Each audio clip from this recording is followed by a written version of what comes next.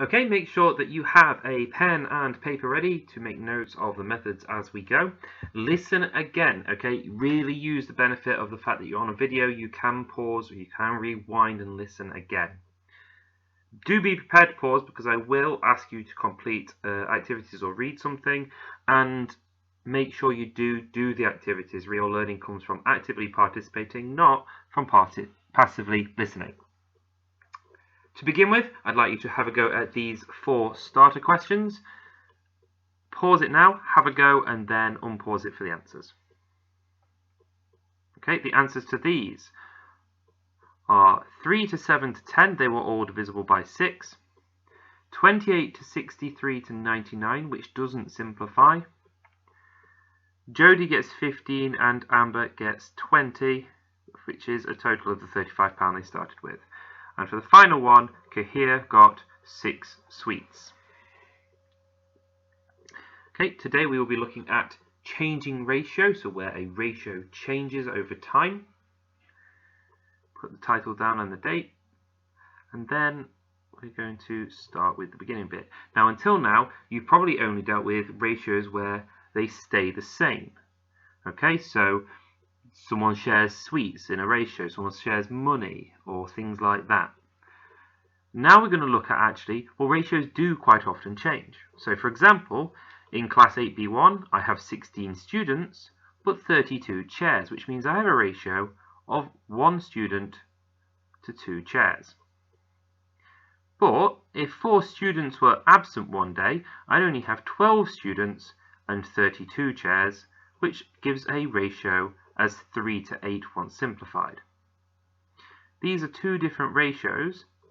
Now, you'll notice the 32 chairs didn't change, but in each ratio they have a different value.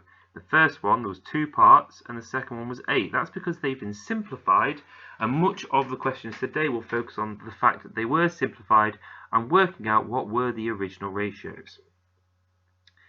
First type of question is one like this. We know how much money we started off, and we know what the ratio was to begin with. We know a new ratio, and we're looking to find out what the change was that happened. So in this question, Adam has 85, Beth has 25, and Charlie has £10. This already tells me that I have a total amount of money of 120. Nowhere in this question does it say that the money is disappearing. It is being shared. Okay, so we will stick with this total of £120. It also tells us that the initial ratio before the change was 85 to 25 to 10. So Adam had 85, Beth had 25, and Charlie has 10. Now I could simplify this, but I'm not going to. It then says that Adam gives some money to Beth and Charlie. The ratio of their money is now 5 to 2 to 1. So I have a new ratio. So I have a before ratio and I have an after ratio. And throughout this lesson, please make sure that you are thinking in terms of what happened before, what was happening after, and what was the change in between the two. We want to know how much did Adam give to Beth. Well, at the moment we have these two ratios that we can't compare. So what we're going to do is we're going to take the £120 that we know exists in both scenarios, because no money disappeared, it was only handed over to another person, and we're going to share it into the ratio 5 to 2 to 1. 5 boxes, 2 boxes, and 1 box that make a total of 120. So I'm going to do 120 divided by the 8 boxes to find that each box is going to be worth 15. They're all worth 15, which means my new totals are Adam has 75, Beth has 30, Charlie has £15. We want to know how much was given to Beth. Well, we had 25 before, we have 35 after. The answer is £5. Be really careful when you interpret what this question says. You might have been tempted, for example, to look at the difference for Adam. He had 85 before and 75 after, and you'd have come up with a difference of 10. But in actuality, he also gave money to Charlie. So you can't use that 10, you need to work out you need to be able to interpret that question very, very carefully. I want you now to have a go at a very similar format question. Okay, so the first thing you're going to do, get your total, get your before ratio, get your after ratio. Share the amount into your after ratio and compare your two results. So here's the question. Give it a go, and if you need to go back, have another look at what you've copied down. It will be helpful. Take your time. Unpause it and you'll get the answer. Okay, so the answer here, first of all, our total was £225 using those three values. We also notice that our before ratio was 150 to 55 to 20. Our after ratio was given in the text, so here it is. Our next step is to now take this total and share it into this 5:3:1 ratio. So I'm going to draw some boxes. I'm going to do 225 divided by 9 boxes, giving me 25 per box. Label them all, add them all up, and we get these three values. Now it wants to know how much did Zav give to Zoe. Zoe had 20 before, she has 25 now. It's 5 again. That is a coincidence. Okay, but if you got 5 again, well done. And here is another similar question. Pause it, have a go, and see what you come up with. Okay, so our total was 240. We have a before and we have an after ratio. Share the 240 into this new ratio over here. Each box is worth 40. 120 to 80 to 40 is my new ratio. And we want to know how much did Sarah give to Gemma. Well, Gemma has gone from 70 to 80, £10. Now in all of these questions we knew the total. Okay, so we were really sharing an amount before and after. Okay, in this question we have something slightly different. We know the ratio before, we know the ratio after, but we don't know what was shared. We're going to find that out using the fact that there was a change of someone, in this case, eating 4 sweets. There's a long and a short way to solve this, and we're going to start with the long one, and then I want to show you the shortcut. So, we know we had a ratio before of 3 to 4 for Hannah and Mike. Well, this is probably simplified, so this could just as easily be 6 to 8, or 9 to 12, 12 to 16, 15 to 20, and so on. Okay, and I've stopped there purely because I've run out of page. I could have carried on. We also know that Mike ate 4 sweets. Now this is useful because what that means is we can have a look at these ratios and use those to come up with some new ones. So if Hannah and Mike had had 3 to 4 sweets and Mike ate 4, we'd have 3 to 0 after. 6 to 8 would have become 6 to 4, and 9 to 12 would come 9 to 8. And I can carry on like that by subtracting 4 from Mike and getting all these new ratios. So now I've got lots of ratios on both sides, and I somehow now need to pick one of these ratios or carry on potentially. Well, we're looking for the new ratio 9 to 10. Now 9 to 10 isn't in this list. However, if you find one that is equivalent to 9 to 10, we can use that. And here we have 18 to 20. 9 times 2 is 18, 10 times 2 is 20. This is our new ratio. Unsimplified, so if afterwards Hannah had 18 sweets and Mike had 20. And that means we can use that information. Now we found our one, we can use the one that pairs with. 18 to 24 to begin with, so Mike started with 24 sweets. Okay, now that's a long way. I'm going to show you a short way that I think is easier. We're very lucky that they only had 18 and 24 sweets in this. We could have had hundreds, and I'll need a much bigger screen. Here's another similar question using a shortcut method. So Jess and Andy share some money in 1 to 2. Andy spends £2, and now the money is in ratio 3 to 4. We'll start with our before and after, just like the previous question. We know that before we had a 1 to 2, we know after we had a 3 to 4. We know Andy is going to be minus 2, so I'll put a little A there, just as a reminder to me. And there's one other thing we know, and it's not stated, but it is implied. It says Andy spends £2, but it doesn't say anything about Jess, so we have to assume that Jess did not spend any money, so therefore hers hasn't changed, which means our unsimplified ratio for Jess and our ratio after both have to have the same value. And if they've got the same value, it would be really handy if they also had the same number in the ratio. So what we're going to do is make it so that Jess before and after has the same share of the money. And to do that, I'm going to multiply the one on the left by 3 and get an equivalent fraction, 3 to 6.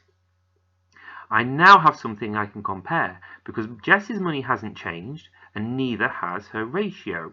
She has 3 before and after. And if you look now, Andy had 6 before and 4 after. That is a difference of minus 2, which is what we were looking for. So our conclusion must be that Andy started with £6. Okay, so what we did was we made it so that we found something the two ratios would have in common, multiplied one of the ratios so that they had the same number in the ratio, and then from there we can work out how much the other person had. We're as much interested here as the change as we are in the different, what hasn't changed. So here's a similar question. I'd like you to have a go now. Hannah and Mike again, 2 to 3. Mike eats some more sweets, and then he has a new ratio, 8 to 9. How many sweets did Mike start with this time? Remember, start with stating what you know, your before and your after ratio, what was the change, and crucially, what did not change. Pause it, have a go, see how far you get. Okay, so should have had a go at this by now, and the first thing I'm going to do is state what I know. I know my before and after ratios, I know Hannah's hasn't changed, and I also know that Mike eats 3 sweets. Now at the moment, we're going to use the fact that Hannah's hasn't changed and make it so her part of the ratio is the same on both sides. So this 2 and 8 becomes an 8 on both sides. So I've multiplied the left ratio by 4, giving me 8 to 12, compared to after 8 to 9. We know Mike ate 3 sweets, and we have a difference here and here of 3, so that checks out. So we know that Mike started with 12 sweets. Here's a slightly trickier question. Here we have a ratio of boys to girls of 2 to 3. 3 girls leave, and now the new ratio is 3 to 4. How many girls are there now? Now, same method, before and after ratio. We know that the boys didn't change. No boy left. We didn't get any extra boys to the class. Only girls left. So we're going to make the before and the after ratio the same for the boys. However, it's not going to multiply very nicely unless I start doing halves and decimals of people. So what I'm going to do on this occasion is still get exactly the same result of having something I can compare, but I want to make these numbers the same. So what I'm going to do is I'm going to multiply the left ratio by 3, and I'm going to multiply the right ratio by 2. This gives me a 6 for the boys on both sides, which is brilliant because now I know the boys didn't change and I've got this number that's the same for both. So if we compare here, we've got 9 girls and we have 8 girls, which is a difference of minus 1. Now that is a problem because 3 girls left, not 1. So not only do we have to get the ratios to compare, we now need to multiply them up until we get equivalent fractions with a difference of 3. The easy way to do that is if I had 1 and I wanted 3 is to triple it. So I'm going to times both by 3, giving me 2 new ratios. The boys are still the same, but now we know in this class there were 27 girls before and 24 girls after. A difference of 3, which is what we wanted. There are 24 girls now. When it says now, we're talking about the after ratio.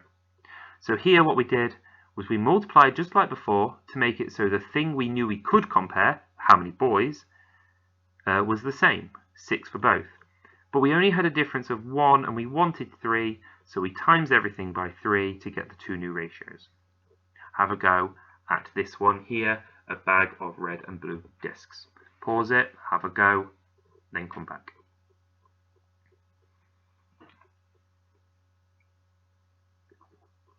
Okay, on this one, here's our before and after. We know that the reds didn't change, so the first thing I'm going to do is multiply up to make the reds the same, giving me 12 to 16 and 12 to 15. But that's a difference of 1, I wanted a difference of 2, so I'm going to double my new ratios. Here are my new ratios. How many discs are there now? That's talking about our after. There are 30. On the board are 3 more questions like these. Have a go at them, take your time with them. These are not simple and straightforward, they do take a few steps. Pause it, unpause it for the answers.